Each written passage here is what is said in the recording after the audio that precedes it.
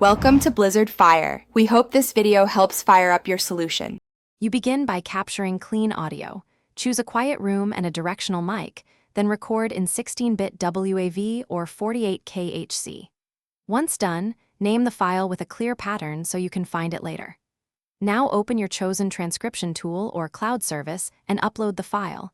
This is the first actionable step that moves you from capture to conversion. Make sure to check input settings, select language, and enable speaker labeling if available before you start the actual transcription. You now run the transcription. First, choose between a fast draft or a high-accuracy model depending on time and cost, and enable noise reduction and speaker separation.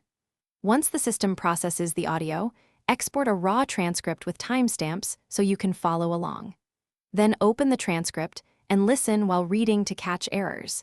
This is crucial because automated text often mishears names and numbers. Make sure to mark unclear segments for manual correction before finalizing the document.